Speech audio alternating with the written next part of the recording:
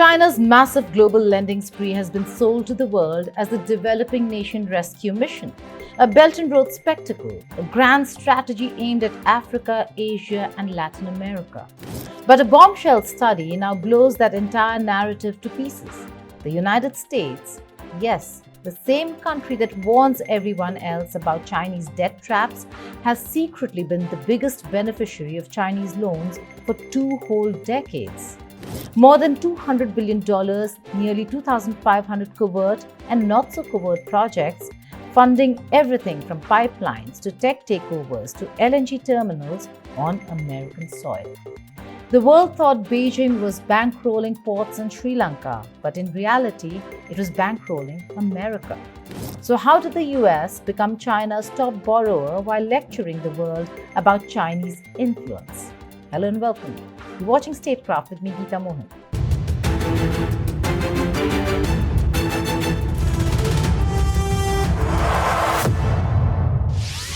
For years, Washington wagged its finger at nations tempted by Chinese credit, accusing Beijing of predatory lending, asset seizures, and debt trap diplomacy. The US told Africa to be careful, Asia to resist, Europe to stay vigilant. But quietly, discreetly, and strategically, the United States itself was taking in billions, and not just for harmless corporate cash flow, but for critical assets, strategic minerals, and high-tech companies aligned with China's national security ambitions. How did the superpower warning others about Chinese loans become the world's biggest recipient of them? Over the past 2 decades, Chinese official lenders, state-owned banks, sovereign enterprises, and government-backed financiers poured $2.2 trillion into over 200 countries, reshaping the global financial landscape. The assumption was always that these loans targeted struggling nations, countries needing cheap cash for ports, power grids, dams, railways, and Belt and Road mega projects. But the new AidData study flips this idea upside down.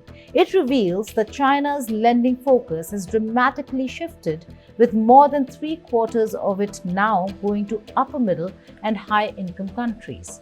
That means the world's richest economies, the US, the UK, Germany, Australia, and major EU states, became the true center of China's credit empire. This wasn't charity, this was strategy. Beijing wasn't chasing goodwill, it was chasing leverage. And in that high-income club, America stands at the very top. The US received more than $200 billion across nearly 2,500 activities, each one carefully threaded into the American economic bloodstream. China backed LNG export terminals in Texas and Louisiana, financed airport terminals in New York and Los Angeles, supported pipelines including major oil routes, and even extended liquidity lines to America's biggest corporations: Amazon, AT&T, Verizon, Tesla, Ford, General Motors, Boeing, Disney. These Fortune 500 giants dipped into Chinese-backed credit pools, often through syndicates of international banks, where Chinese lenders quietly held a slice of influence. These weren't concessional loans to help poor nations. These were strategic injections into the world's most advanced economy. But infrastructure wasn't the end game. China used its financial firepower to burrow into America's technological core. State-backed loans helped Chinese firms acquire key US tech players over the years: semiconductor specialist Omnivision Technologies, automation powerhouse Paslan Company, and electronics giant Ingram Micro. These weren't random deals. They were aligned with Made in China 2025, Beijing's master plan to dominate 10 critical high-tech sectors, from robotics to aerospace to computing. Chinese companies used state capital to buy what they couldn't build fast enough at home. They used loans to leapfrog innovation barriers, and America, astonishingly, allowed it. But that's only the visible half of the story. Much of China's lending into the US was hidden, intentionally obscured behind shell companies and offshore vehicles in places like the Cayman Islands, Bermuda, and Delaware. These corporate shadows conceal the true scale and strategic intent of Chinese financing. The money flowed quietly, invisibly, untraceably, while Washington publicly chastised the developing world for accepting similar funds. The contrast is staggering. US was warning others about the very same loans it was taking at scale. China's lending ambitions don't end at tech purchases. The study also reveals Beijing's aggressive push into global critical minerals, raw materials for batteries, chips, missiles, quantum computing, renewable grids, and every platform that will define the next century. Between 2021 and 2023 alone, Chinese state creditors approved more than 100 loans worth $14 billion for critical mineral ventures worldwide. These minerals aren't just economic assets, they're strategic weapons. Whoever controls them controls the future of war, energy, and industry. And China is deliberately positioning itself at the choke points. Meanwhile, as China's banks became more sophisticated, the pattern of overseas lending shifted drastically. In 2000, 88% of China's overseas financial activity supported low-income or low-middle-income nations. By 2023, that number had dropped to 24%. China stopped chasing goodwill. It started chasing dominance. High-tech, high-income, high-leverage sectors became priority. Energy corridors, data architecture, semiconductors, robotics, consumer giants, mineral gateways, airport terminals, pipelines that feed global economy. Beijing went after the arteries of power, not the limbs.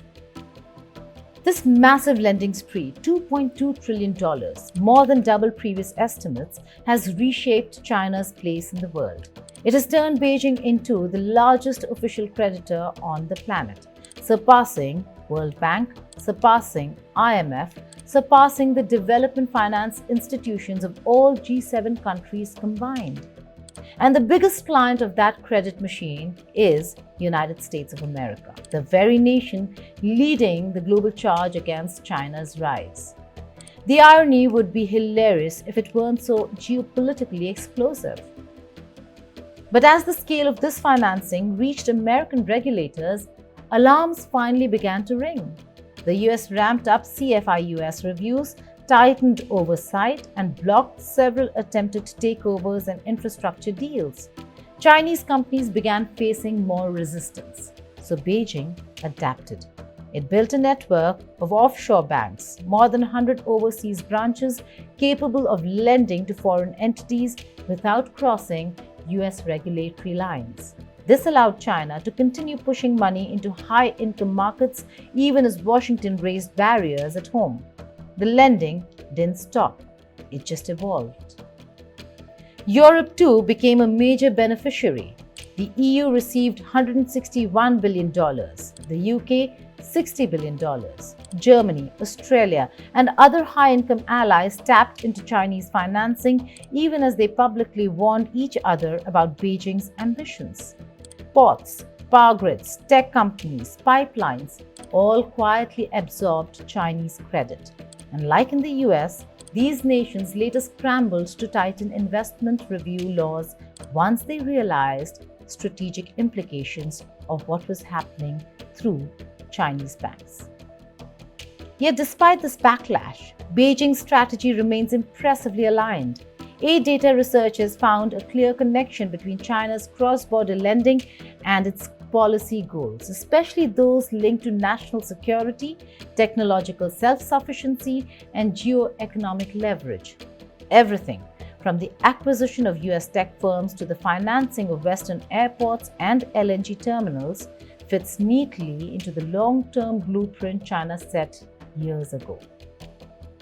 Parks, the study's executive director, said it plainly. China's financial sector is dominated by the state, and even profit-driven deals can serve strategic interests because the line between profit and policy is blurry in Beijing. Meanwhile, the US and its G7 allies are reacting in ways once unthinkable. They're slashing overseas development aid budgets. They're dismantling traditional aid agencies. They're ramping up their own cross-border lending, not concessional, not soft, but strategic, competitive, and often profit-oriented. The US is attempting to turbocharge the Development Finance Corporation, expanding its mandate to lend in high-income countries. The Western world, which mocked China's approach to global financing for years, is now trying to copy it because the truth is unavoidable. China's lending model works. It buys influence. It secures technology. It guarantees supply chains. It embeds dependence. It builds loyalty not with speeches or sanctions, but with cash. And nowhere has this strategy been more effective or more ironic than in the United States of America. For years, American officials told the world that China's loans were dangerous. They called them geopolitical traps, sovereignty risks, national security nightmares. They accused China of weaponizing capital. They warned that Beijing was trying to control infrastructure, minerals, and technology in developing nations. But now data reveals something extraordinary.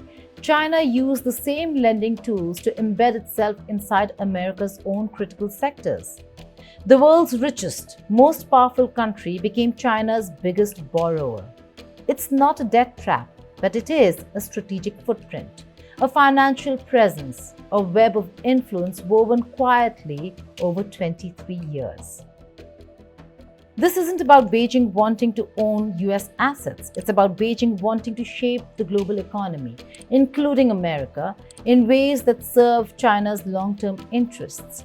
And while the US was watching ports in Kenya and railways in Laos, China was financing projects inside Texas, Louisiana, New York, and California. Even the acquisitions aligned perfectly with China's Made in China 2025 goals.